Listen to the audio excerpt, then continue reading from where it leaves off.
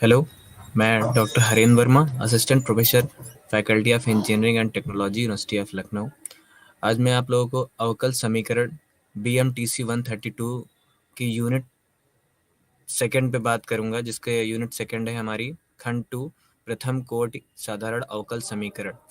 इसमें के last class में हमारा कुछ टॉपिक यूनिट 7 का रह गया था। यूनिट 7 प्रथम कोटि एंड प्रथम घात वाले समीकरणों का हल करना है। इसमें हम लोगों का इंटीग्रेटिंग फैक्टर, जिसे हम समाकल गुणांक कहते हैं, ये रह गया, छूट गया था टाइम की वजह से, जिसको आज मैं कवर करते हुए यूनिट 8 और यूनिट 9 कवर करूंगा। तो यूनिट 7 में ये हमारा डिफरेंशियल इक्वेशन थी, जिनको हम सॉल्व करने में कुछ ऐसी डिफरेंशियल इक्वेशंस हमारी होती थी, अवकल समीकरण, जिनका हल देने में प्रॉब्लम्स आती थी। तो उन हल में एक समीकरण होती थी यथातथ समीकरण, जिसे हम एग्जैक्ट इक्वेशन बोलते हैं। यथातथ समीकरण जिसे हम एग्जैक्ट इक्वेशन बोलते हैं। इक्वेशन हमारी mxy dx plus nxy dy equal to 0 के फॉर्म में होती है। तो यथातथ समीकरण की एक कंडीशन होती है कि अगर m का partial derivative with respect to y is equal to n का partial derivative with respect to x के बराबर है, तो ये हमारी यथावत समीकरण एग्जैक्ट होगी। बट अगर ये ऐसी नहीं है तो हमें एग्जैक्ट बना के सॉल्यूशन देना होता था। तो एग्जैक्ट बनाने के लिए हमें कुछ गुणा करना या भाग करना पड़ता था। उस जो फैक्टर को गुणा और भाग वाले, उसे हम समाकल गुणांक कहते हैं। अब उसे ज्ञात कैसे करना, ये हमको यहाँ पे देखना है। अब जैसे आपके सामने उदाहरण नंबर 11 दिया हुआ है, यहाँ पे x square minus 4xy minus y 2y square d x plus y square minus 4xy minus 2x dy equal to 0 है। अब इस हम समीकरण 55 को अगर अपनी यथावत समीकरण से कंपेयर करें तो यहाँ nxy की वैल्यू और mxy की वैल्यू हमको ये मिल गई। हमने कहा था कि m का partial derivative with respect to y and n का partial derivative with respect to x हम फाइंड आउट करेंगे। तो del N by del x निकाला तो -4 माइनस एक्स मिला। ऐसे ही del M by del Y निकाला तो -4 माइनस 4x माइनस 4y मिला। अब जैसे कि देख रहे हैं कि दोनों की वैल्यू इक्वल है, दैट इज ये यथावत समीकरण है। अगर ये समीकरण हमारी यथावत है तो हम इसका डायरेक्ट सोल्यूशन देख सकते हैं। बट अगर ये del M by del y is not equal to del N by del x होता है, उस केस में हमें इसे यथावत बनाना पड़ता। उसी यथावत बनाने की प्रोसेस को हम समाकल गुणांक के तहत पढ़ेंगे। तो पहले तो हम इस क्वेश्चन का सोल्यूशन देख लेते हैं, जिसमें हम nxy and nxy dx plus mxy dy, जो हमारी समीकरण नंबर 55 है, इसका हल देखेंगे। तो यहाँ पे क्या है कि y को अचर मानते हुए mxy को x के सापेक्ष अवकलित कर देंगे। ये जो हमारा फैक्टर है, हम dy वाले फैक्टर को सबसे पहले इंटीग्रेट करेंगे, ठीक है। dy वाले फैक्टर को mxy को x के सापेक्ष में, क्योंकि ये हमारा mxy है। तो जब हम करेंगे तो x square minus 4xy minus y square, y को अचर मानते हैं x के सापेक्ष, तो ये आ गया x cube y minus 2xy square minus ये समथिंग। ऐसे ही जब हम nxy को अवकलित करने जाएंगे तो nxy के केस में होता है कि y के सापेक्ष अवकलित करने पर x नहीं होना चाहिए। हम अगर nxy mxy और nxy के अवकलन में यही अंतर है कि जब हम mxy का अवकलन करते हैं तो y को कांस्टेंट मान लेते हैं, लेकिन जब हम nxy को y के रेस्पेक्ट में अवकलित करते हैं तो हम उन्हीं गुणांक का उसी पार्ट का समाकलन करते हैं जिसमें कि हमारा x उपस्थित ना हो, ठीक है। तो यहाँ पे देखिए nxy में हमारा सिर्फ y स्क्वायर ऐसा जहाँ पे x नहीं है, तो इसी को हम समाकलित करते हैं। ये हमें जो भी मिला इसे कंबाइंड फॉर्म में लिखेंगे तो ये हमारा सोल्यूशन हो जाएगा, दैट इज दिस। अभी मैंने कहा था कि हम यथावत समीकरण को सॉल्व करने में जो समीकरण यथावत नहीं होती है, कहने का मतलब जो एग्जैक्ट नहीं होती, उसे एग्जैक्ट बनाना पड़ता है। एग्जैक्ट बनाने के प्रोसेस में हम समाकल गुणांक को हमें पढ़ना पड़ता है। तो समाकल गुणांक के कई सारे नियम हैं। कुछ ऐसे समाकल गुणांक हैं कुछ ऐसी इक्वेशंस होती हैं जिनके समाकल गुणांक हम उस इक्वेशन को देख के ही एक दृष्टि में पहचान लेते हैं, बट कुछ ऐसी होती हैं जिन्हें हमें देख के ईजिली नहीं फाइंड कर पाते। जैसे कि ये हमारी इक्वेशन नियम नंबर 2 के तहत है कि mxy dx plus nxy dy equal to 0। अगर यदि mxy plus ny not equal to 0 है तो ये हमारा समाकल गुणांक है। तो सबसे पहले समाकल गुणांक जाने के लिए हमें ये देखना होता है कि m का partial derivative with respect to y and n का partial derivative with respect to x, अगर ये इक्वल हैं तो ये एग्जैक्ट है, इक्वल नहीं है तो ये एग्जैक्ट नहीं है, और तब एग्जैक्ट दैट इज यथावत समीकरण नहीं है। तो यथावत समीकरण ना होने के केस में हम समाकल गुणांक को प्रस्तुत करना चाहते हैं। तो ये एक कंडीशन दी हुई है कि अगर mx plus n y not equal to 0 है तो यही हमारा समाकल गुणांक हो जाएगा। अब समाकल गुणांक तो मिल गया, इसके बाद हमें क्या करना है, तो हमें समाकल गुणांक को उसी दी हुई इक्वेशन में बाएं साइड में और दाएं साइड में दोनों में मल्टीप्लाई कर देते हैं। जो इक्वेशन मिलती है उसका सोल्यूशन हम पिछले जो हमने मेथड पढ़ा था उसी से फाइंड आउट करते हैं। अब ये क्वेश्चन नंबर 15 है। ये दिया हुआ है m x y d x minus n x y d y equal to 0। अब इसको कंपेयर करते हैं तो एन एक्स वाई मिल गया और एम एक्स वाई मिल गया, हमें दोनों मिल गए। Del M by del Y निकालना होता है, तो इससे del M by del Y निकालेंगे अगर हम, तो मिलेगा X square minus 4xy। Okay, और del N by del X निकालेंगे तो आएगा -3x²। अब देखिए यहाँ पे एक्स स्क्वायर मिल रहा था, यहाँ -3x² में, दोनों की डेरिवेटिव जो है वो इक्वल नहीं है। उस केस में हम अब देखते हैं क्या m x plus n y की वैल्यू क्या मिलेगी। तो m x plus n y की वैल्यू नॉट इक्वल टू 0 मिल रही है। तो जैसा कि हमने नियम नंबर 2 में पढ़ा था कि 1/mx प्लस एन वाई हमारा समाकल गुणांक हो जाएगा, बशर्ते हमारा m x plus n y not equal to 0 होना चाहिए। तो हमने देखा m x plus n y not equal to 0 है, और तो इसीलिए इसका समाकल गुणांक कर दिया। अब समाकल गुणांक को पूरी इक्वेशन में हम मल्टीप्लाई कर देंगे। जब हमने इसमें गुणा किया तो आ गया, अब इसको एक्स स्क्वायर वाई स्क्वायर से गुणा किया तो आ गया वाई बाई 1/y आया। यहाँ पे जब किया तो 2/x बचा। ऐसे ही हम करते गए, फिर जो भी हमारे पास इक्वेशन आई तो हमने कहा था जो एम एक्स वाई है उसको y को कांस्टेंट मान के उसको इंटीग्रेट करते हैं।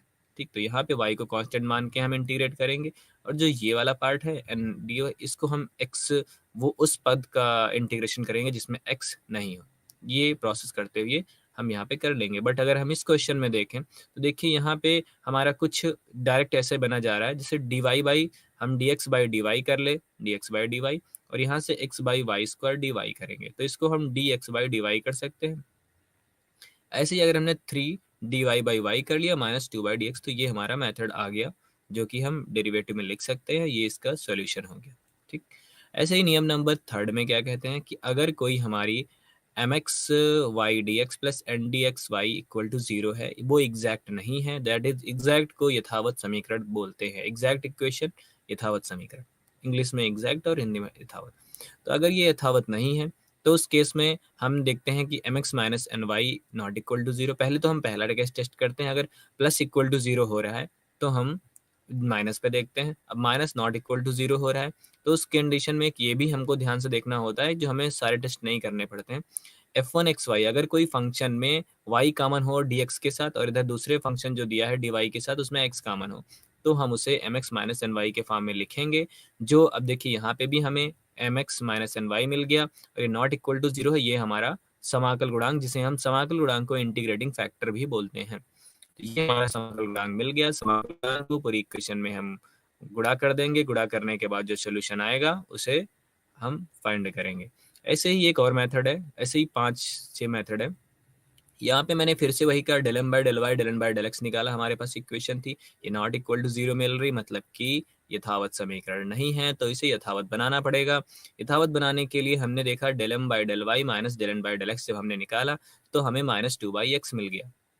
1/n से मल्टीप्लाई करके देखा तो इसमें यह होता है कि del M by del y minus del N by del x, एक होता है 1/n, दूसरा मेथड होता है del N by del x minus del M by del y 1/m। ठीक, तो उस केस में फंक्शन x का हो या y का हो। अब यहाँ पे जो फंक्शन x का है तो इसे e की पावर fx, ये देखिए इंटीग्रेटिंग e की पावर इंटीग्रेशन fx dx करते हैं, ये हमारा समाकल गुणांक होगा। तो इस इक्वेशन में समाकल गुणांक मिला 1/x²। 1/x² हमारा समाकल गुणांक हो गया। इसी तरह से अगला मेथड है 1/m² del M by del Y. अब देखिए यहाँ पे 1/n बाई ये del N by del X मिल गया। अब यहाँ पे जो हमारा फंक्शन मिला वो y का मिला, y का मिलने के बाद समाकल गुणांक हो गया y का, तो e की power minus f y d y. अब यहाँ पे याद ध्यान रखना है कि minus f y d y आएगा। ठीक, अब ये क्वेश्चन हमारा हो गया del M by del y, हमने देखा सॉल्व किया, -6 आया था। अब ये -6 की वजह से हम इसको 6 डी वाई, अब ये y का नहीं था, हम इसको x का, अगर हम del N by del x minus n करते x का मिलता तो हमारा x में समाकल गुणांक होता, y में कुछ नहीं मिला तो y में किया, y का हुआ बोथ साइड मल्टीप्लाई कर दिया, यथावत समीकरण मिल गई। लिखा है देखो, जो एक यथावत समीकरण है, तो वही चीज़ करनी है कि पहले पोर्शन में y को कांस्टेंट करते हुए dx के साथ जो प्रोडक्ट फंक्शन है उसे y कांस्टेंट मान के इंटीग्रेट करना है, और dy के साथ उन्हीं y को इंटीग्रेट करना है जहाँ पे x नहीं हो, x वाले को 0 कर देना। इसी के साथ ये हमारी एक और नियम बचता है हमारा, जिसमें कहते हैं कि m d x plus n d y equal to 0 है और ये एग्जैक्ट नहीं है, तो x की पावर अल्फा y की पावर अल्फा रैंडम हम x की पावर y की पावर अल्फा से मल्टीप्लाई कर देते हैं। हमें अल्फा और बीटा की वैल्यू नहीं पता होती है, हम इसे मल्टीप्लाई करने के बाद कंपेयर की स्टार्ट करते हैं, तो हमें अल्फा बीटा की वैल्यू निकाल लेते हैं, और उस केस में हमको उसी अल्फा बीटा को हम x और इसी में रख देंगे, तो हमें मिलेगी एग्जैक्ट इक्वेशन बनाने के बाद हम उसका सोल्यूशन निकाल लेंगे। इसी के साथ यूनिट नंबर 7 कंप्लीट हो गए। हम बात करते हैं यूनिट नंबर 8, जो कि आज के टॉपिक में इंक्लूडेड है।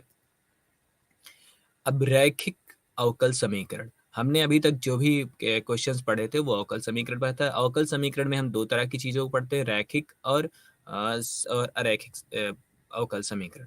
अब यहाँ पे हम पढ़ेंगे रैखिक अवकल समीकरण में दो तरह की भी क्वेश्चंस होती हैं, जिसे हम समघात और असमघात रैखिक समीकरण बोलते हैं। यहाँ पे है प्रथम कोटि रैखिक अवकल समीकरण का व्यापक रूप है dy by D x plus p x y is equal to Q x. ये हमारी एक रैखिक लीनियर, जिसे हम लीनियर डिफरेंशियल इक्वेशन भी बोलते हैं, लीनियर डिफरेंशियल इक्वेशन या रैखिक अवकल समीकरण। यहाँ पे p x y is equal to d x, अगर ये हमारा क्यू एक्स 0 हो जाएगा तो हमारा आएगा समघात रैखिक अवकल समीकरण, बट अगर q x not equal to 0 है उस केस में इसे मतलब असमघात रैखिक अवकल समीकरण। तो इक्वल टू 0 के केस में हम इससे पहले जितनी स्टडी हम लोगों ने की है वो एक तरीके से हमने समघात रैखिक अवकल समीकरण की है कि dy by D x plus p x y equal to 0 बात करें, तो हम सबसे पहले जो अभी तक जितने मेथड हम पढ़ रहे हैं, जैसे हम क्या बोलते हैं, यथावत समीकरण हो गया, या इसके पहले हमने वेरिएबल सेपरेबल का पढ़ा था जिसे हम कहते थे पृथक्करणीय विधि, ये सारे मेथड इससे हम इस समघात समीकरण को सॉल्व करने में यूज कर लेते हैं। बट अभी जो हम बेसिकली इस यूनिट में पढ़ेंगे ऐसे जिसमें कि q x not equal to 0 हो, ऐसी लिखा है कि q x not equal to 0, तब ऐसे कोटि का एक हल असमघात रैखिक समीकरण कहा जाता है क्यू एक्स। अब इसको सॉल्व करने के लिए क्या करते हैं, जब कोई इक्वेशन हमारी d Y by D x plus p x y is equal to Q x के फॉर्म में होती है, तो जो y के साथ कोफिशिएंट लगा होता है उसे e की पावर में लेके समाकल गुणांक निकालते हैं। देखिए यहाँ पे क्या दिया है, इस समीकरण के लिए समाकल गुणांक e की power integration P x D x है। अब पी एक्स कहाँ है, y का फैक्टर है पी एक्स के साथ मल्टीप्लाई इंटीग्रेट कर देंगे, जो वैल्यू मिलेगी वो हमारी समाकल गुणांक होगी। अब समाकल गुणांक तो मिल गया, बट इसका सोल्यूशन क्या होगा, तो सोल्यूशन के लिए क्या करते हैं, हमें चूंकि y डिपेंडेंट वेरिएबल है विद रिस्पेक्ट टू x, इसका मतलब हमें y का सोल्यूशन चाहिए, किसके, x के टर्म्स में।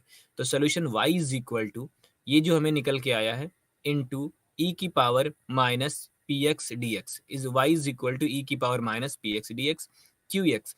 फिर इसी क्यू एक्स को हम e की पावर से जो हमारा इंटीग्रेटिंग फैक्टर उससे मल्टीप्लाई कर देते हैं, ठीक, e की पावर इंटीग्रेटिंग फैक्टर से मल्टीप्लाई। अब देखिए क्यू एक्स को हमने इंटीग्रेटिंग फैक्टर से मल्टीप्लाई किया, फिर इंटीग्रेट किया, ऐसे ही c इज इक्वल टू ई की power minus integrates P x D x हो गया।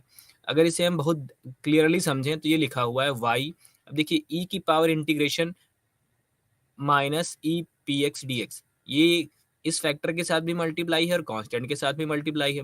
अगर इसको हम ब्रीफली देखें तो ये लिखा है y इंटू इंटीग्रेटिंग फैक्टर, क्योंकि इंटीग्रेटिंग फैक्टर ई की पावर पी एक्स मिला हुआ है, y into integrating factor is equal to integration Q x into integrating factor D x plus c. Clear, तो इसे हम एक विशेष हल भी बोलते हैं।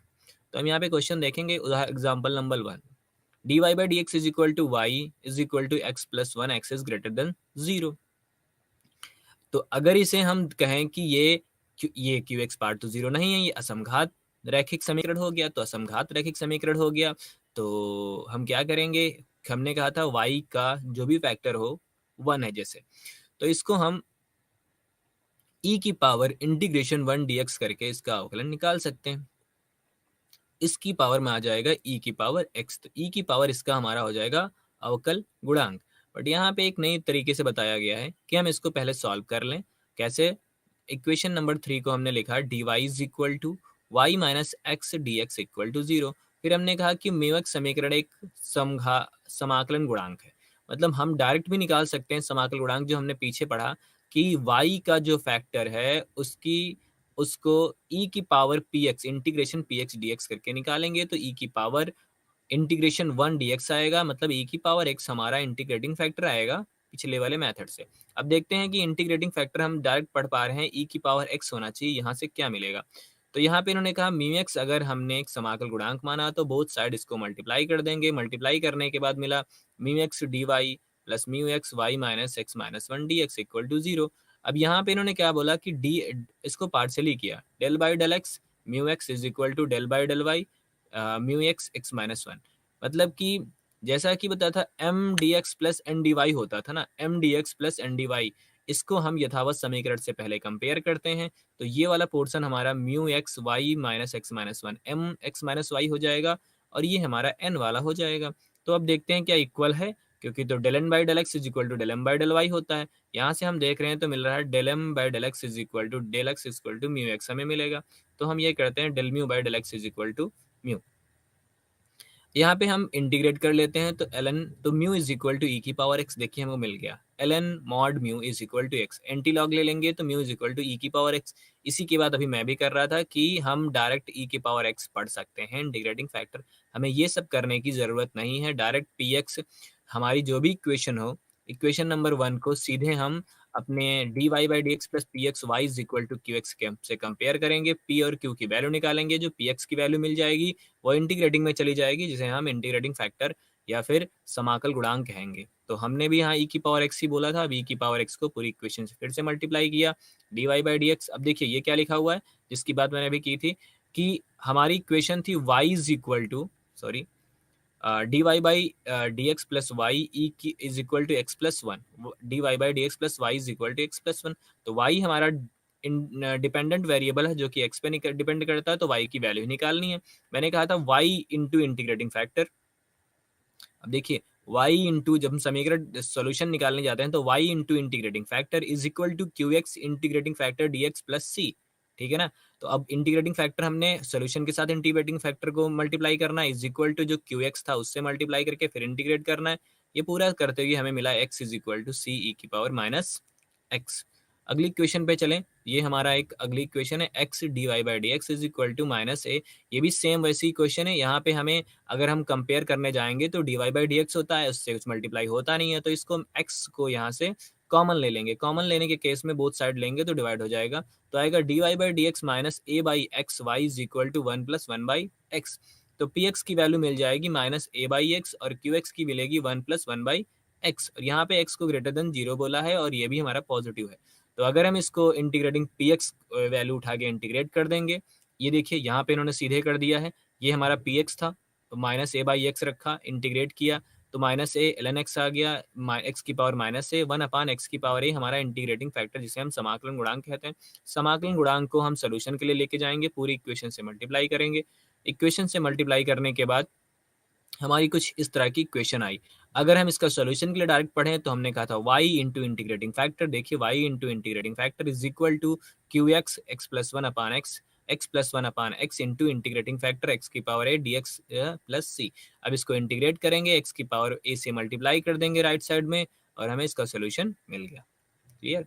अब यह है अनिर्धारित गुणांक विधि। अनिर्धारित गुणांक विधि का मतलब होता है कि अगर कुछ ऐसे ही टर्म्स आते हैं जिसमें क्यू एक्स हमारा जैसे ई की पावर एल्फा एक्स आ गया, साइन बीटा एक्स आ गया या एक्स की पावर आर आ गया, तो हम उसको कुछ नियम के तहत पढ़ते हैं। अगर ये नियम हमें किसी समय नहीं भी पता है तो जो भी हमने मेथड बताया d Y by D x plus p x y is equal to Q x, ये हमारा सीधे असमघात रैखिक अवकल समीकरण है। तो रैखिक अवकल समीकरण के बारे में अभी हमने कहा कि सीधा जो पी एक्स है इसको ई की पावर उठा के की पावर में इंटीग्रेशन में लगा के इंटीग्रेट करेंगे, इंटीग्रेटिंग फैक्टर मिलेगा y into integrating factor is equal to Q X integration Q X integrating factor plus C, हमें सोल्यूशन मिलेगा।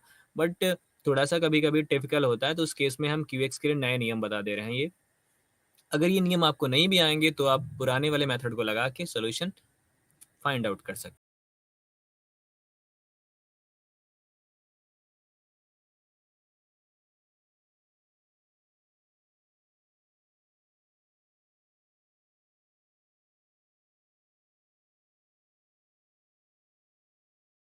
ए बी, ये हमारा अगर इस टाइप से दिया हुआ है या तो साइन बीटा एक्स हो सकता है, कॉस बीटा एक्स हो सकता है, या हमारा पूरा एक्सप्रेशन ए बी के फॉर्म में हो सकता है। तो इसका रैखिक संयोजन ही इसमें बोला गया होगा।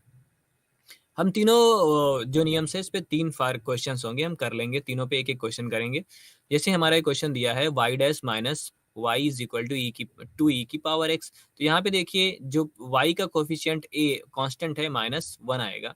हमने कंपेयर किया तो a की वैल्यू -1 आ गई, k की वैल्यू 2 आ गई और m की वैल्यू 1 आ गई। m की वैल्यू 1 आ गई। पुराने वाले मेथड में देखो m की वैल्यू हो गई, ठीक। अब इसको m plus A equal to हमने देखा तो m is equal to minus A आया, m is equal to minus A आया, m is equal to minus A के केस में मिलेगा x e की पावर mx, x e की पावर mx। अब देखो ये बात इंटीग्रेटिंग फैक्टर निकाल रहे हैं, इंटीग्रेटिंग फैक्टर निकालेंगे तो e की पावर x मिल गया, e की पावर x मिला तो हमने सीधा क्या किया, इंटीग्रेटिंग फैक्टर e की पावर x से यहाँ मल्टीप्लाई कर दिया, पी आई सी आई, ये हमने जब निकाला x मिल गया 2x e की पावर x प्लस सी ई की पावर x, इसका सोल्यूशन, ठीक। ऐसे ही हम अगले क्वेश्चन पे जाते हैं। ये हमारा आगे पॉलिनोमियल यहाँ पे है। ए की वैल्यू जो हमारी पी एक्स था वो हमारा कांस्टेंट है, पी एक्स की वैल्यू 2 हो गई। जब इंटीग्रेटिंग फैक्टर निकालेंगे तो ई की पावर 2x मिलेगा, ये हमारा पॉलिनोमियल है। तो यहाँ पे भी इन्होंने कहा था कि अगर हमारा पॉलिनोमियल होता है तो हम बी नॉट, बी वन और बी टू से कंपेयर कर देंगे। इन्होंने कहा अगर ये हमारा सोल्यूशन है तो इस इक्वेशन को सेटिस्फाई करें। ये अगर हमारा सोल्यूशन है तो इस इक्वेशन को एक्स स्क्वायर में इक्वेशन थी तो हमने भी स्क्वायर में ले लिया है। इक्वेशन को सेटिस्फाई करें, इक्वेशन में सेटिस्फाई करने के बाद हम x की समघात निकालते हैं। समघात में जो भी हमें गुणांक मिलते हैं b1 b2 b0 की जो वैल्यू मिलती है वो यहाँ पुट करने पे हमें सीधे डायरेक्ट सोल्यूशन मिल जाएगा। b0 की वैल्यू हमें जो भी और b1 b2 सीधा क्या कहा कि अगर पॉलिनोमियल का क्वेश्चन है हमारे पास और पी एक्स हमारा कांस्टेंट है तो हम अगर इंटीग्रेटिंग फैक्टर से निकालने जाएंगे तो पी एक्स की वैल्यू 2 होने के वजह से ई की power p x D x हम करेंगे तो ई की पावर 2 मिलेगा, दैट इज ई की पावर 2x हमारा इंटीग्रेटिंग फैक्टर हो जाएगा। बोथ साइड मल्टीप्लाई करेंगे, इंटीग्रेटिंग फैक्टर हमें मिल गया, सोल्यूशन हमारी एग्जैक्ट हो जाएगी। अब सोल्यूशन के लिए जाएंगे तो y into integrating factor is equal to integration of 2x square plus 3 into integrating factor dx plus C आ जाएगा, जो कि हम सबसे पहला हमारा इस टॉपिक का सबसे पहला मेथड है और वही इनिशियल मेथड है, हम उससे यूज करेंगे तो हो जाएगा। बट अगर हम उससे और आसान करना चाहते हैं तो पॉलिनोमियल है तो हमने एक पॉलिनोमियल एज्यूम कर ली, कहा कि ये इसका सोल्यूशन है, ये दो बहुपद का था तो दो बहुपद की ही पॉलिनोमियल और इसमें सोल्यूशन में रखा, d Y by D x निकाला, उसका कंपेयर किया, जो वैल्यूशन आया वो हमारा सोल्यूशन हो गया। ऐसे ही हमारा जब cos 3x टाइप का हो, कोई विशेष हल इसका है, यहाँ पे भी देखिए हम अगर इंटीग्रेटिंग फैक्टर से निकालेंगे तब भी कर सकते हैं, बट इन्होंने कहा कि ये हमारा सोल्यूशन है तो हमने एक लीनियर कॉम्बिनेशन ले लिया कि y p x is equal to c cos 3x plus d cos 3x भी हमारा इसका सोल्यूशन है। अगर ये इसका सोल्यूशन है तो इसको रख के सेटिस्फाई करेगा। सेटिस्फाई करने के केस में cos 3x और इसके गुणांक को हमने sin 3x के गुणांक को कंपेयर किया तो हमें वैल्यू मिली सी और डी की। सी और डी की वैल्यू हमने यहाँ पे रख के हमें सोल्यूशन कंप्लीट हो गया। मतलब सिंपल है कि हमारे पास जो ये तीनों मेथड हैं, हम इसमें लीनियर कॉम्बिनेशन ले लेना है। cos 3x अगर cos 2x होता है तो c cos 2x plus d cos 2x ले लेते हैं। अगर cos x होता है तो cos x c cos x plus d cos x ले लेते हैं। कह लेते हैं ये हमारा सोल्यूशन है। सोल्यूशन है तो अगर कोई भी सोल्यूशन, अगर हम किसी को सोल्यूशन मानेंगे तो हमारी इक्वेशन को सेटिस्फाई करना चाहिए। हमने सोल्यूशन कहा, इक्वेशन को सेटिस्फाई करने गए तो हमें जो भी मिली तो वहाँ cos x 3x की वैल्यू जो हमने कंपेयर कर ली, c और d की वैल्यू मिल गई हमारा। इसी के साथ जो वैल्यू आई वो हमने जो एज्यूम सोल्यूशन था उसमें सी और डी की वैल्यू रख दी, हमें सोल्यूशन मिल गया।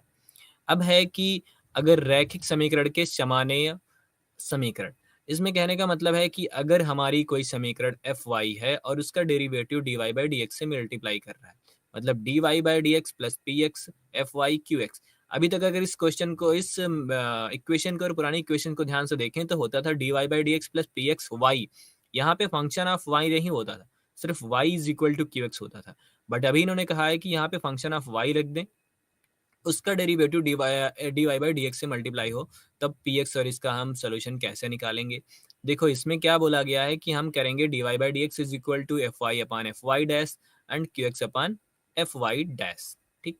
तो इसको हमने एज्यूम कर लिया y is equal V is equal to F Y, जो भी हमारे पास ये दिया हुआ है v is equal to F Y करेंगे तो इसका डेरिवेटिव लेंगे तो D we by D x हो जाएगा F Y dash d Y by D x, हमने एज्यूम कर लिया। अब हमारी ये पूरी इक्वेशन जो है पुराने मेथड पे कन्वर्ट होगी। मतलब हमें को क्या करना है, अगर समानीय समीकरण टाइप की है तो इसको हमें इनिशियल रैखिक अवकल समीकरण में कन्वर्ट करना पड़ेगा। चेंज करना पड़ेगा, उसके बाद ही हम उसका सॉल्यूशन निकालेंगे। ठीक, ये अरैखिक समीकरण को हमें रैखिक समीकरण, एक तरह से देखें तो ये अरैखिक समीकरण है। रैखिक समीकरण अरैखिक समीकरण में क्या अंतर था कि रैखिक समीकरण में डिपेंडेंट वेरिएबल और दियर डेरिवेटिव और उनके डेरिवेटिव्स का कभी भी मल्टीप्लिकेशन या स्क्वायर या क्यूबिक फॉर्म में नहीं आता था। पर यहाँ पे देखिए डिपेंडेंट वेरिएबल का डेरिवेटिव उसके दूसरे डेरिवेटिव से मल्टीप्लाई में है, दैट इज ये अरैखिक समीकरण, इसे रैखिक में कन्वर्ट करना पड़ेगा।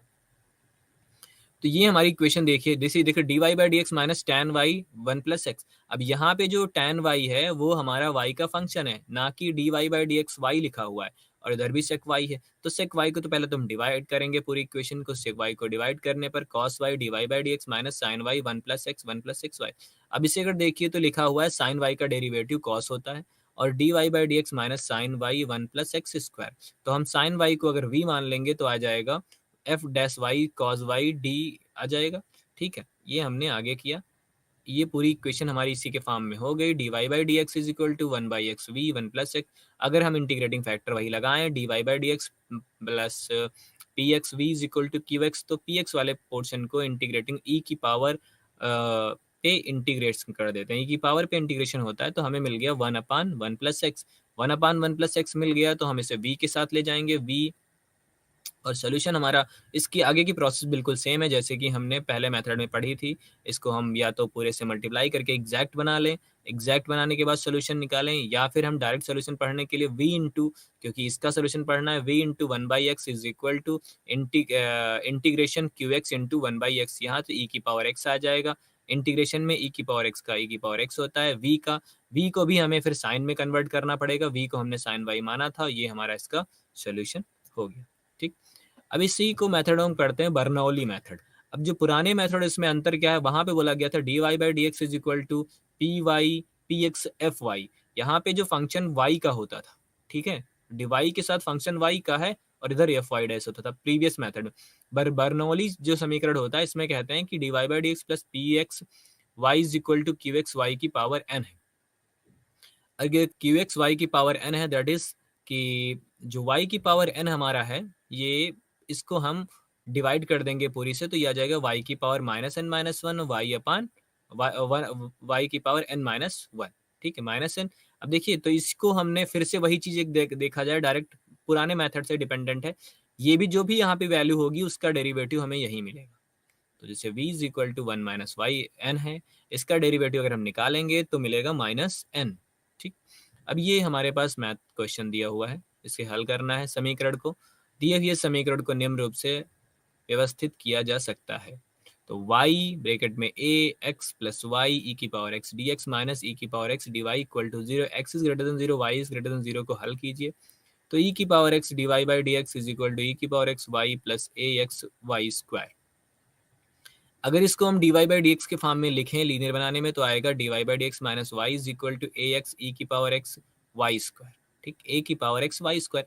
अब ये देखिए तो ये d Y by D x minus p x y, तो पी एक्स की वैल्यू आ गई माइनस वन, ठीक, is equal to Q x into y square. अब ये वाई स्क्वायर आ गया इसलिए बर्नौली इक्वेशन हो गई, और एन की वैल्यू यहाँ पे टू है, तो इसको हम पूरी इक्वेशन से डिवाइड कर देंगे, ये आएगा one upon y square d Y by D x minus one upon y is equal to a x e की power x. One upon y को हम मान लेंगे v। देखिए ये लिखा है वन अपान वाई को हमने v माना है, v is equal to one by Y.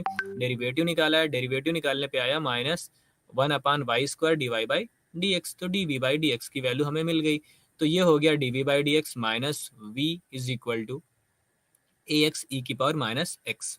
ठीक, क्या हो गया, minus d we by D x minus V A x e की power minus x. Minus common ले लिया। अब देखिए इंटीग्रेटिंग फैक्टर निकालने जाएंगे v का, यहाँ पे जो वन है वन का ई की पावर एक्स इंटीग्रेटिंग फैक्टर आ गया। सोल्यूशन के लिए पूरे मल्टीप्लाई कर दिया, वी ई की power x is equal to minus x. Solution हमें मिल गया वी ई की power x is equal to integration a x D x. वही तो क्या था, हमने इससे सोल्यूशन निकालने का मेथड बताया था इससे पहले कि जब इंटीग्रेटिंग फैक्टर मिल जाए सोल्यूशन के लिए v, क्योंकि जो हमारा डिपेंडेंट वेरिएबल होता है उसी से e की पावर x को इंटीग्रेटिंग फैक्टर को मल्टीप्लाई करेंगे, v into integrating factor is equal to integration जो हमारा qx होता है, यहाँ पे qx है माइनस ए एक्स ई की पावर माइनस एक्स, तो यहाँ पे माइनस ए एक्स ई की पावर माइनस एक्स आ गया। इंटीग्रेटिंग फैक्टर e की पावर x से मल्टीप्लाई करेंगे तो a की पावर माइनस एक्स और x हमारा कैंसिल हो गया, तो हमारा सोल्यूशन आ गया minus a x square by two plus सी। अब हमने v को 1/y से रिप्लेस कर दिया तो हमें ये सोल्यूशन मिला, c e की power x is equal to something. ठीक, अब इसी के साथ हम यूनिट 9 पे पहुंचते हैं। यूनिट 9 में क्या है, एक इकाई 9 एक से बड़ी घात वाले प्रथम कोटि अवकल समीकरण का हल निकालना। एक से बड़ी, तो देखिए एक से बड़ी घात, और हमने घात पे बात की थी, जैसे dy बाई डी एक्स हो गया, ये हमारा dy बाई डी एक्स का मतलब होता है कि कोटि भी इसकी 1 है और घात भी 1 है। अगर हम dy बाई डी एक्स को 2 कर दें तो हमारी घात बढ़ती चली जाएगी। ठीक है, इसी तरह से प्रथम कोटि और nवीं घात की इक्वेशन हम देखते हैं। dy बाई डी एक्स को p के रूप में व्यक्त करें। अब p की पावर जैसे बढ़ाते जाएंगे तो हमारी घात बढ़ती जाएगी। प्रथम कोटि और nवीं घात की अवकल समीकरण। अब देखिए यहाँ पे हम nth कोटि की अवकल समीकरण में p को मैंने कहा कि dy बाई डी एक्स लिखें, p स्मॉल p है, स्मॉल p को अगर dy बाई डी एक्स कहेंगे तो p की पावर n का मतलब हो गया ये n घात की कोटि इसकी 1 है, क्योंकि dy बाई डी एक्स की हमारी जो इसका मैक्सिमम डेरिवेटिव है वो फर्स्ट है, इसलिए कोटि 1 है। और इसकी घात होती है जो हाईएस्ट डेरिवेटिव वाले टर्म्स की पावर जो होती है वो उसकी घात होती है, वो किसी भी डिफरेंशियल इक्वेशन की। यहाँ इसकी पावर n है तो n इसकी घात हो गई। p हमारा एक फंक्शन है जो कि x का होगा, x का या फिर कांस्टेंट है। ऐसे ही ये पूरी इक्वेशन हमारी हो गई n भी घात की प्रथम कोटि की अवकल समीकरण। ठीक, इस तरह की इक्वेशन को सॉल्व करने का हमें यहाँ मेथड पढ़ना है। अभी तक हमने सिर्फ और सिर्फ रैखिक अवकल समीकरण निकालना, अरैखिक अवकल समीकरण को रैखिक में बदलना और समघात रैखिक समीकरण और असमघात रैखिक समीकरण निकालना सीखा। ठीक, जिसे हम होमोजीनियस और नॉन होमोजीनियस फंक्शन अवकल समीकरण भी कहते हैं। तो यहाँ पे हम कहते हैं कि ऐसे समीकरण जिनके गुणनखंड किए जा सकते हैं, मतलब ये कि समीकरण एक को वास्तविक रैखिक गुणनखंड में विभाजित किया जा सकता है R1 R2 R3 Rn के लिए, जो x और y के फलन है। यह समीकरण p minus R1 p minus R2 p minus Rn equal to 0 है। मतलब जो ये हमारी इक्वेशन दी हुई है, इनिशियल इक्वेशन, जिसे हमने कहा कि nवीं घात की अवकल समीकरण है, इसको अगर हमने पार्शियली ब्रेक कर दिया, जैसे कि हम बात करें कि x square plus 2x plus 4 equal to 0 है, या x square plus 4x plus 4 equal to 0 है, तो x प्लस 2 का होल स्क्वायर हो जाता है। अगर इसको हम ब्रेक कर सकें तब हम इसको कहेंगे कि इसके गुणनखंड हो सकते हैं। अब देखिए यहाँ पे पिछली इक्वेशन को इन्होंने इस तरह से ब्रेक कर दिया, n फैक्टर इसके हो गए, तो n फैक्टर का मतलब इसके n सॉल्यूशन अलग अलग आएंगे। देखिए f1 f2 fn हमारे पास सॉल्यूशन हो गए, क्योंकि इसको हम इक्वल टू 0 रख के हम सॉल्यूशन निकालेंगे। ठीक, इसी पे हम क्वेश्चन देखते हैं।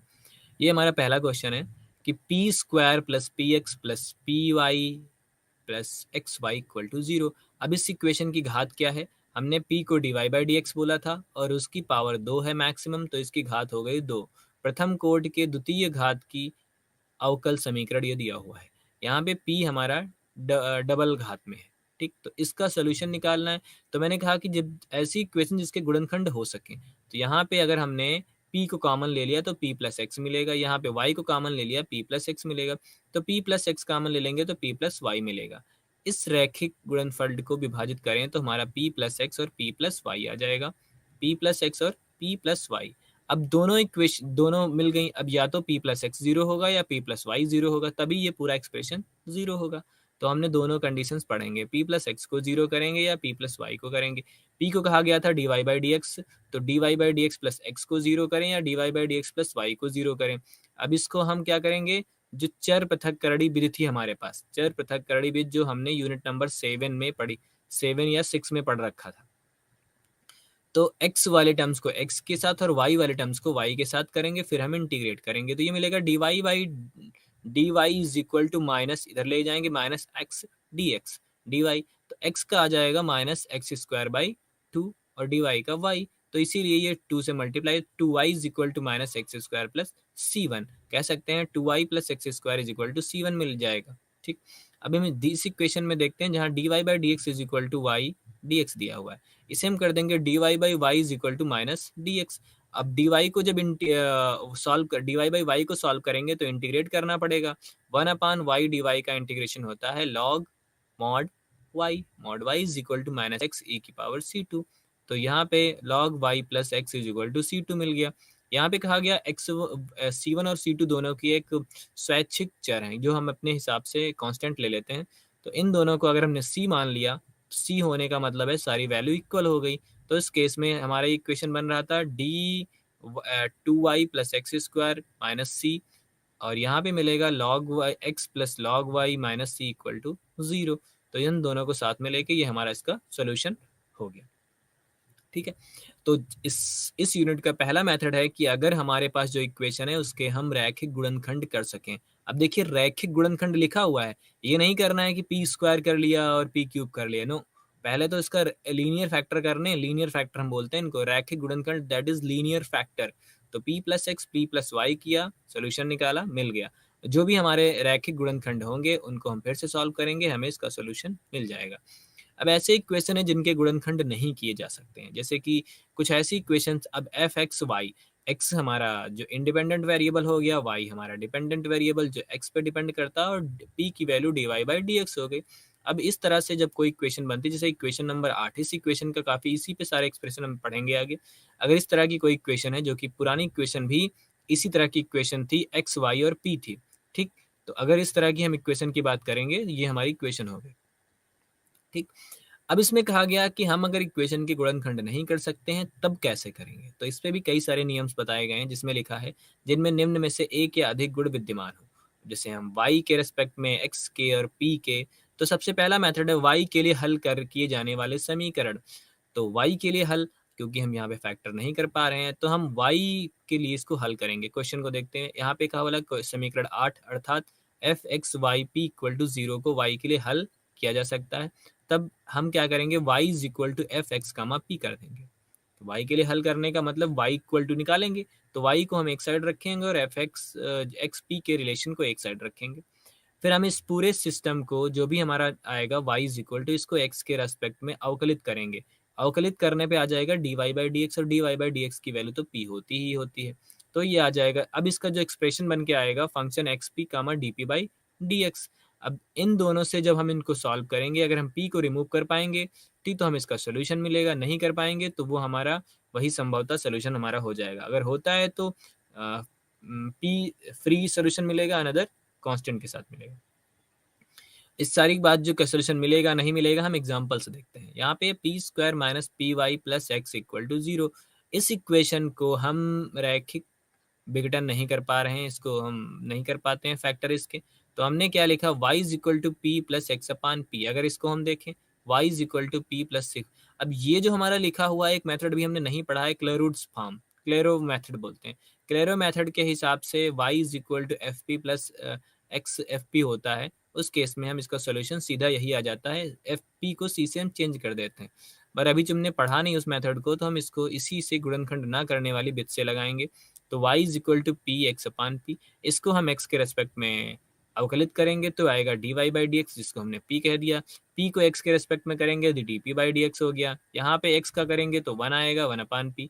जब x को रहते ही p का करेंगे तो x into minus 1 upon p square D p by D x. अब अगर हम देखेंगे तो p इज इक्वल टू हमारा क्या कह रहा था, ये कह रहे थे कि p जो रिलेशन मिलेगा, p is equal to 5xp d p by D x. तो p is equal to x p d p by D x तो हमको मिल रहा है।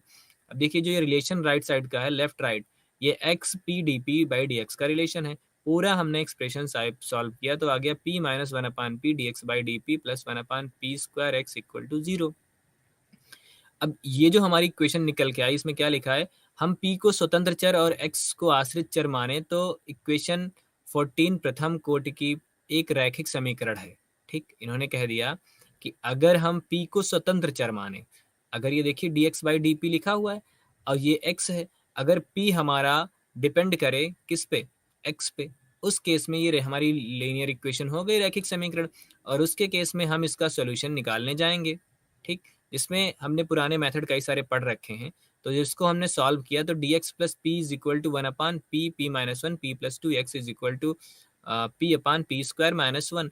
तो हम इंटीग्रेटिंग फैक्टर के लिए निकालेंगे, क्या था, d Y by D x plus p x y d Y by D x p x y is equal to Q x. ये हमारी रैखिक अवकल समीकरण थी। इसी से कंपेयर करेंगे तो पी एक्स की वैल्यू मिलेगी 1 अपान small P p minus 1 p plus 1, इसको हम ई की पावर में लगाएंगे तो इंटीग्रेटिंग फैक्टर निकालेंगे। देखिए 1/p(p-1) डी पी, इसको हम अवकलित कर रहे हैं इंटीग्रेटिंग फैक्टर निकालने के लिए। तो ये मिला 1/p(2p) माइनस जो भी मिला p² - 1 की पावर 1/2/p, ये हमारा इंटीग्रेटिंग फैक्टर मिला। सॉल्यूशन के लिए हम क्या करेंगे, हमने कहा था अब जो कि x यहाँ पे डिपेंड कर रहा है किस पे, p पर, तो x इंटू इंटीग्रेटिंग फैक्टर होना चाहिए। तो देखिए x, हाँ देखिए आ गया, x into integrating factor is equal to Q x into integrating factor होना चाहिए। क्यू एक्स की वैल्यू क्या है, p/p²-1, p/p²-1, तो p/p²-1 इंटू इंटीग्रेटिंग फैक्टर लगा दिया, तो ये मिला 1/√p²-1 dp is equal to c। तो इसको जब सॉल्व कर रहे हैं तो c plus cos hyperbolic p आ गया। ठीक, इसकी जो ये फार्मूला होता है कॉस हाइपरबोलिक इनवर्स p का होता है, ये हमने निकाला। तो x में रिलेशन मिल गया p के साथ, x is equal to p c cos hyperbolic inverse p² - 1 की पावर -1/2। ठीक, अब ये तो हमारा p में रिलेशन मिला, अब हमको चाहिए y में। ठीक, अगर हम इसको x को क्या लिखा है, हम देखते हैं समीकरण 13 और 16 में p को विलुप्त करना इतना सरल कार्य नहीं है, क्योंकि मैंने अभी पिछले उसमें बोला था थोड़ी देर पहले कि अगर हम p को रिमूव कर पाते हैं फिर तो ठीक है, अगर नहीं कर पाते हैं तो हम ऐसे ही सोल्यूशन लिख देंगे। तो यहाँ पे लिखा है समीकरण 16 से समीकरण 13 में x का मान विस्थापित करने पर हम प्राप्त करते हैं। अब ये 16 जो है इक्वेशन, इसमें हमने इसमें x की वैल्यू रख दी तो हमें y की वैल्यू मिल गई, क्योंकि हमें y की वैल्यू ही चाहिए थी। अब y की वैल्यू हमें मिल गई, xp के फॉर्म में हमें पूरी y की वैल्यू मिल गई। अब 16 और 17 में p पदों x और y को दो समीकरण है, तो इन दोनों को एक साथ हल करने पर व्यापक हल मिलेगा 16 और 17। अब दोनों p में है, अगर p की वैल्यू हमको मिल जाएगी तो x और y का सोल्यूशन हमें मिल जाएगा। ठीक, अब ये है x के लिए सॉल्व किए जाने पर समीकरण। y के लिए क्या था, x is equal to f of x comma p. y के लिए, अभी x के लिए x is equal to g y comma p. अब यहाँ पे x है तो इसे y के सापेक्ष अवकलित करना पड़ेगा, y के सापेक्ष करेंगे तो 1/p और dp/dy। पूरा मेथड पुराना वाला है, x के सापेक्ष x के लिए हल करने पर या y के लिए हल, y के लिए ये y is equal to f g f x comma p होता था। अभी जब हम x के लिए कर रहे हैं तो x is equal to g y comma p है। इसको हम डिफ्रेंशिएट करेंगे तो dx/dy is equal to Y. ये हमारा पूरा ये मेथड आ गया। ठीक है, बिल्कुल पिछले जैसा ही है। हम सीधे क्वेश्चन पे बात करेंगे, यहाँ पे भी हमें सोल्यूशन मिलेगा एफ वाई पी गामा सी के फॉर्म में।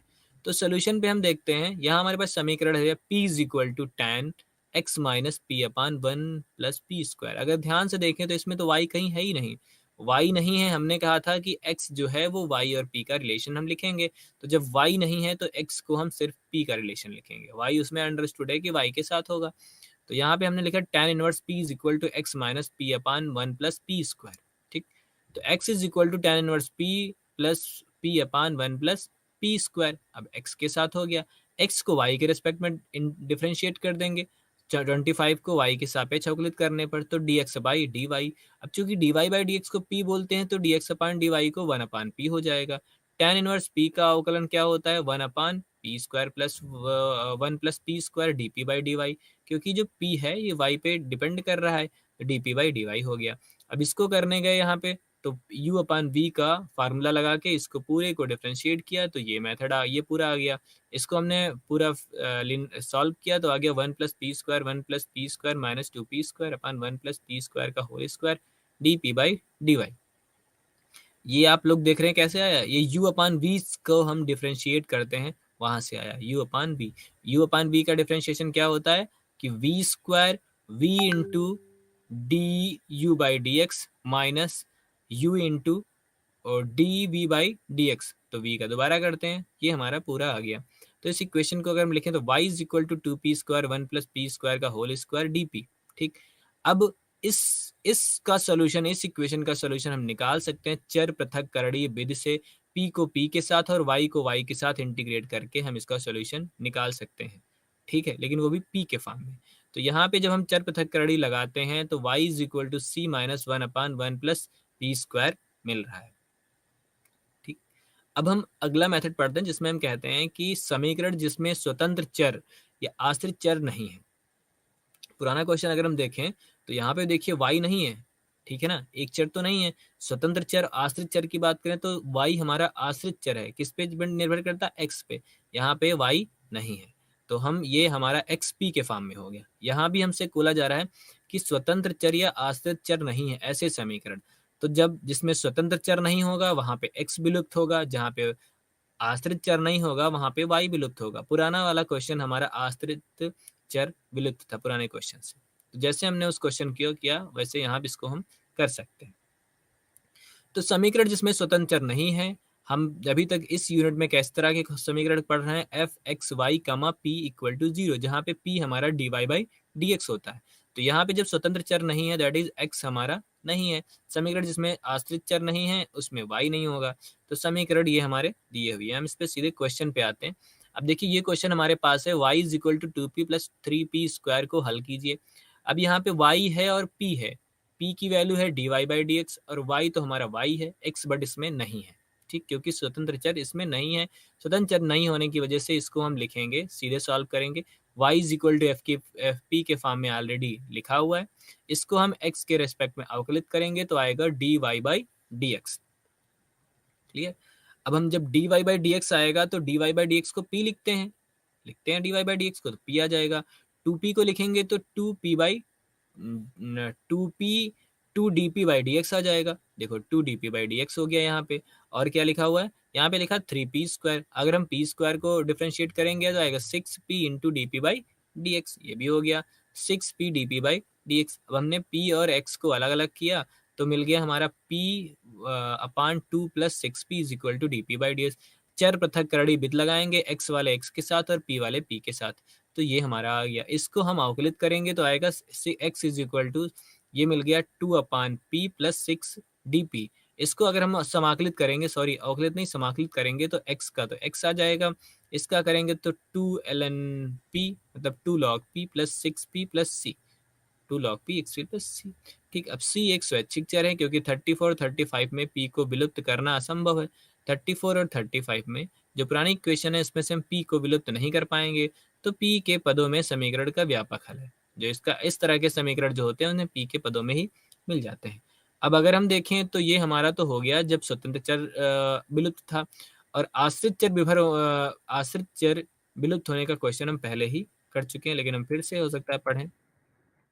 अब ये वाला हमारा क्वेश्चन है जिसमें आश्रित चर हमारा x ब्रैकेट में 1 plus p square plus 1 equal to 0 है। ठीक है, x 1 plus p square 1 is equal to 1 को हम हल करेंगे। दिए हुए समीकरण हल करने के लिए x is equal to 1 upon 1 plus p square है, x is equal to 1 upon 1 plus p square है। तो समीकरण 38 को y के सापेक्ष, अब देखिए यहाँ x है तो y के सापेक्ष हम अवकलित करेंगे, y के सापेक्ष करेंगे तो dx अपान dy आएगा। dx अपान dy को कहते हैं 1 अपान p, dx अपान dy को 1 अपान p कह दिया। ठीक, अगर अब हमने कहा 1 अपान u या u अपान v की बात करेंगे तो u तो हमारा कांस्टेंट है, v को हम इंटीग्रेट करेंगे, सॉरी क्या करेंगे, डिफरेंशिएट करेंगे, इंटीग्रेट नहीं अवकलित करेंगे y के सापेक्ष। y के सापेक्ष अवकलित करने का हो गया 1 u अपान v के सापेक्ष अवकलित करेंगे तो v क्या होता है 1 अपान v square v du by D x, यही होता है। तो ये हो गया माइनस, या फिर हम इसको इनवर्स लगा के अवकलित कर सकते हैं। 1 प्लस पी स्क्वायर की पावर -1 है तो -1 1 प्लस पी स्क्वायर का होल स्क्वायर आ जाएगा 1 अपान 1 प्लस और minus 2p dp by d y. ये हमारा आ गया 2p dp by d Y. अभी क्या करते हैं, p और y को एक अलग अलग कर लेते हैं। तो ये हमने किया -2p square upon 1 plus p square का होल स्क्वायर dp और dy, dp और dy को अलग अलग किया। फिर इस पूरे जो फ्रैक्शन हमारा दिया हुआ है -2p square upon 1 plus p square का होल स्क्वायर, इसको हम पार्शियल फ्रैक्शन से, जिसे हम आंशिक पार्शियल फ्रैक्शन से अलग करेंगे, आंशिक अलगाव जैसा कुछ वर्ड यूज करेंगे इसके लिए हम। तो पार्शियल फ्रैक्शन से जब अलग करेंगे तो आएगा -1 upon 1 plus p square plus 1 upon 1 plus p square का होल स्क्वायर। ठीक, तो dy इज इक्वल टू आ गया। अब इसको हम समाकलित करेंगे विद रिस्पेक्ट टू y और p, लेफ्ट वाला y के रेस्पेक्ट में और राइट वाला p के रेस्पेक्ट में। समाकलित करने जाएंगे तो ये लिखा है 1 अपान 1 प्लस पी स्क्वायर, इसको हम tan इनवर्स p भी बोलेंगे। ठीक है, तो ये देखिए आ गया y is equal to -2 tan inverse p plus 2 integration dp upon 1 plus p square का होल स्क्वायर प्लस c। ठीक, अभी क्या है कि हम इसको अवकलित नहीं कर पा रहे हैं 1 अपान पी स्क्वायर को, प्लस कोई फार्मूला हमको याद नहीं है। तो इस केस में हम क्या करते हैं कि हम ट्रिग्नोमेट्री का यूज करते हैं। ठीक है ना, ट्रिग्नोमेट्री में कुछ ऐसा यूज करते हैं कि ये हम इंटीग्रेशन को सॉल्व कर सकें। अभी हमको देखना है कि 1+p² को हम ऐसे कैसे सेट करें कि dp भी हमें मिल जाए। तो जब हमने p को tan थीटा माना, p को tan थीटा मानने के साथ हमको सबसे पहले dp की वैल्यू क्या होगी, dp की वैल्यू आ गई sec² थीटा d थीटा। अगर p को tan थीटा मानते हैं तो dp की वैल्यू आएगी sec² theta d theta, dp की value sec² theta d theta. अब हम p को रखें तो आ जाएगा 1+tan² का होल स्क्वायर। तो tan², 1+tan² को बोलते हैं sec² थीटा। देखिए लिखा हुआ है dp की value sec² theta d theta, यहाँ पे dp है, dp को हमने कर दिया sec² d theta, sec² theta d theta हो गया। 1+tan² थीटा को बोल देंगे sec² थीटा, sec² थीटा का होल स्क्वायर हो गया 6⁴ थीटा d थीटा। अब इसको हम कैंसिल कर देंगे तो आएगा 1/sec² थीटा। sec² को न्यूमरेटर में लेके जाएंगे तो cos² थीटा हो गया। cos² थीटा को हम डायरेक्ट इंटीग्रेट नहीं कर पाते हैं, इसलिए हमने एक फार्मूला लगाया cos2 theta is equal to, cos2 theta is equal to होता है 2 cos² थीटा माइनस 1। वहाँ से हम cos² थीटा की वैल्यू निकालेंगे, यहाँ पुट करेंगे तो आ गया 1+cos2 थीटा d थीटा। इसको इंटीग्रेट करेंगे, 1 का इंटीग्रेशन थीटा के रिस्पेक्ट में थीटा होता है, cos2 थीटा का क्या आएगा sin2 थीटा, ठीक, 2 sin थीटा, ये हमने कर लिया तो आ गया 2 sin -1/2, सॉरी cos का होता है sin2 theta, sin2 theta by 2 theta, sin2 theta by 2, sorry sin2 theta by 2। तो यहाँ से sin2 थीटा का फार्मूला ओपन करेंगे, sin थीटा cos थीटा, 2 बाहर आएगा, 2 से 2 कैंसिल हो गया, ये हमारे पास हो गया। ठीक है, अभी हमको क्या करना है, थीटा की वैल्यू पुट करनी है, क्योंकि ये तो हम निकाल रहे हैं इसका इंटीग्रेशन p के टर्म्स में है और p को हमने थीटा मान रखा है। तो p को अगर tan थीटा माना है तो sin थीटा की वैल्यू p हो गई, cos थीटा की वैल्यू क्या हो गई 1। तो यहाँ से अगर हम रखेंगे थीटा है तो tan इनवर्स p। अब sine theta plus cos theta की वैल्यू हमको निकालनी पड़ेगी। तो साइन थीटा और कॉस थीटा में क्या होता है, अगर हमने कहा कि tan और साइन, तो tan थीटा को अगर हम करें तो tan थीटा होता है क्या होता है, हाइट अपान, मतलब ऊंचाई अपान आधार। tan थीटा का मतलब क्या होता है ना, ऊंचाई अपान आधार। तो हम इसका कर्ण निकाल सकते हैं, तो कर्ण आएगा p² + 1, √p² + 1, कर्ण तो आएगा √p² + 1। अब थीटा निकालने जाएंगे, पाइथागोरस बता रहा हूँ, पाइथागोरस में क्या होता है कि एक ट्राइंगल बनता है, ट्राइंगल में आधार, ऊंचाई और कर्ण होता है। तो जो tan थीटा को बोलते हैं ऊंचाई अपान आधार, तो p की वैल्यू हो गई, ऊंचाई हो गई p और आधार हो गया 1। तो उसके आधार पे हम कर्ण निकालेंगे तो आएगा 1+p²। तो अब साइन थीटा की वैल्यू क्या आ जाएगी, आधार हाइट अपान कर्ण, तो हाइट है तुम्हारी p अपान √1+p², और cos थीटा की वैल्यू आ जाएगी 1/√p² + 1। वही चीज़ हमने यहाँ पे रख दी, तो p अपान √p² + 1 दो बार होने की वजह से p² + 1 हो गया। तो y is equal to minus tan inverse p plus p upon p² + 1 plus c, ये हमारी y की वैल्यू मिल गई। ठीक है, इसे हमारा सोल्यूशन p के फॉर्म में मिल गया। अब हमने कहा था इससे पहले, बार बार बात हो रही है कि हम p को और सॉल्व नहीं कर पा रहे हैं, इसलिए p ही हमारा व्यापक सोल्यूशन हो जाएगा। अब अगला क्वेश्चन है जिसमें कहा x और y के समघात समीकरण हो। समघात समीकरण का मतलब x और y की पावर एक जैसी हो, जिसे हम कह सकते हैं py/x के फॉर्म में अगर हम लिख सकें तो उसे हम समघात समीकरण कहेंगे। उस केस में हम पूरा डिफ्रेंशिएट करेंगे, p is equal to f, क्योंकि फंक्शन को हमने y/x माना है, y/x को हम एज्यूम कर लेंगे vx, तो ये x x कैंसिल हो जाएगा, v के फॉर्म में बचेगा। मतलब वही बात है कि अगर हम कहें कि y/x को हमने कुछ एज्यूम कर लिया, पिछले दो मेथड हमारे थे जब x से स्वतंत्र था, मतलब स्वतंत्र चर पे निर्भर करता था, और दूसरा था आश्रित चर पे निर्भर करता था। तो उस केस में जैसा क्वेश्चन था कि p(x,0) p(y,0), ये भी बिल्कुल वैसे ही है, बट y/x में समघात होने की वजह से हम y को v/x मानेंगे, तो हमारा x कैंसिल हो जाएगा, p v का फंक्शन हो जाएगा।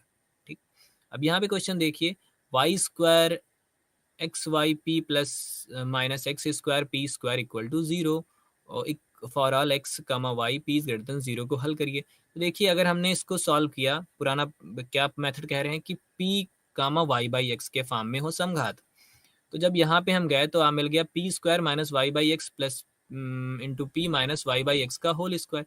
तो देखिए वाई स्क्वायर है, एक्स स्क्वायर है, दोनों की न्यूमरेटर डिनोमिनेटर पावर सेम है, इसलिए समघात हो गया। यहाँ भी समघात है, इसलिए समघात हो गया। अब अगर हमने y को vx से रिप्लेस कर दिया तो p square minus p v minus v square by zero बचेगी, v square equal to zero बचेगी।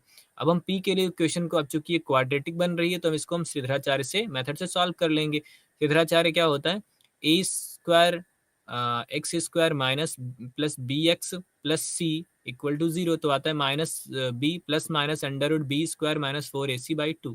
बी की वैल्यू है minus y by x, minus से तो ये हो गया under root b square y by x का होल स्क्वायर, ये कर दिया सॉल्व, तो ये हमें इसकी वैल्यू p की मिल गई। अब p को dy बाई डी एक्स बोलते हैं। अगर हमने p को dy बाई डी एक्स बोला है तो dy by D x is equal to y by x. अब यहाँ पे पार्शियल हम पृथक्करण विधि से इसको हम सॉल्व कर सकते हैं। इसको हमने x को एक साइड और y को एक साइड किया तो y इज इक्वल टू मिल गया c x की पावर 1 प्लस अंडर रूट 5/2। अब यहाँ पे प्लस माइनस लगा था तो एक बार प्लस ले लिया, एक बार माइनस ले लिया, दो अलग अलग सोल्यूशन मिल गए और दोनों को हमने मल्टीप्लाई कर दिया तो ये हमारा कंबाइंड सोल्यूशन मिल गया। अब अगला क्वेश्चन है x और y के प्रथम घात वाले समीकरण, जिसे हम क्लैरो समीकरण भी बोलते हैं।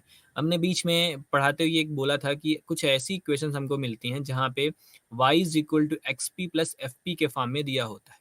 ठीक है, ये बहुत इस तरह का सबसे आसान क्वेश्चंस में इसे हम काउंट करते हैं कि y is equal to x p plus f p के फॉर्म में अगर हमारी दी हुई डिफरेंशियल इक्वेशन को हम देख पा रहे हैं तो हमको p को c से रिप्लेस कर देना है, वही हमारा सोल्यूशन होगा। क्लियर। अगर हम किसी समीकरण को y is equal to x p plus f p के फॉर्म में देख रहे हैं तो हमें p को c से रिप्लेस कर देना है, वही हमारा सोल्यूशन हो जाएगा। ठीक, ये हमारी क्वेश्चन है। P square 4xp minus 4y equal to square equal to zero. अब इस इक्वेशन को जो मैं कह रहा था कि ये हमारा दिया हुआ है y is equal to p x plus 1/4 p square है। अब देखिए अगर हम p को c से रिप्लेस कर दें तो यही हमारा सोल्यूशन हो जाएगा, बट इसको हम प्रॉपरली दिखाएंगे कि हम जो कह रहे हैं वो सही है। ठीक, इस क्वेश्चन से हमने y is equal to p x plus 1/4 p square है, जो सबसे पहला मेथड था कि y को हम x और p के फॉर्म में लिख लें, तो देखिए वो उसी तरह से लिखा हुआ है, y को x के रेस्पेक्ट में डिफरेंशिएट करेंगे तो dy बाई डी एक्स को हमने p कर दिया, यहाँ पे किया तो p dp by D x x p by to dp by D x, ये पूरा अवकलित करने पे हमें मिल गया। तो dp by D x x plus p by two equal to zero हो गया। जब यहाँ से हमने कॉमन लिया ये pp तो कैंसिल हो गया, dp बाई डी एक्स हमारा कॉमन हो गया। अब दो चीजें देखिए यहाँ पे, या तो x plus p by two zero होगा या फिर होगा dp by D x equal to zero. अगर dp by D x equal to zero आएगा that is p equal to, देखो dp by D x equal to zero होगा मतलब किसी फंक्शन का डेरिवेटिव तभी जीरो होगा अगर वो फंक्शन कांस्टेंट हो। तो dp बाई डी एक्स को जीरो करने का मतलब है p की वैल्यू c आ गई, बट अगर x plus p by two को जीरो करेंगे तो इसका मतलब p is equal to minus 2x आ जाएगा, p is equal to minus 2x आ जाएगा। अब हम इसका सोल्यूशन निकालेंगे तो हमें p is equal to c मिलेगा। अब p इक्वल टू c की वैल्यू अगर हमने यहाँ अभी हमने सबसे पहले यही बोला था p को हम c से रिप्लेस कर देंगे। अगर हमने p को c से रिप्लेस कर दिया तो y is equal to c x plus 1/4 c square, solution हो गया। क्लोरो फॉर्म का क्लैरुट्स फॉर्म इसे बोलते हैं, क्लैरुट्स फॉर्म। तो क्लैरुट्स फॉर्म में सिंपल है कि y को हम लिख लें y is equal to p x plus f p. तो यहाँ पे जो ये एफ पी लिखा हुआ इसका मतलब है p और केवल p का फंक्शन f होना चाहिए, ना कि x और y कोई भी फंक्शन नहीं हो, वेरिएबल नहीं होना चाहिए इसके साथ। एफ पी का फंक्शन और एक्स पी हो, y is equal to x p plus f p के फॉर्म में हो तो इसका हम सोल्यूशन कह सकते हैं p x is equal to c हो जाएगा। अब ये इसका सोल्यूशन हो गया। दूसरा जब हमने एक और सोल्यूशन इससे हम मिल जाएगा x की पी एक्स निकालेंगे तो ये हमें कोई दूसरा सोल्यूशन जो कि उसमें कोई स्वैच्छिक चर नहीं है। ठीक, अगला एक और एग्जांपल हमने ले रखा है इसी तरह से y p is equal to, अब देखिए यहाँ पे भी p हमारा आ गया है, पूरा पूरा p है, a और b कांस्टेंट है, p है। इसका सोल्यूशन अगर हम देखें तो y is equal to Clairaut's form से y is equal to c x plus under root a square p square plus b square होना चाहिए। बट इसको हम सबसे पहले वाले मेथड से सॉल्व करेंगे फिर देखेंगे। तो यहाँ पे देखिए इसको हम सॉल्व करके जो भी इसका सोल्यूशन आएगा सबसे लास्ट में कहाँ गया सोल्यूशन इसका, ये आ गया y square is equal to a square minus x square p square x square minus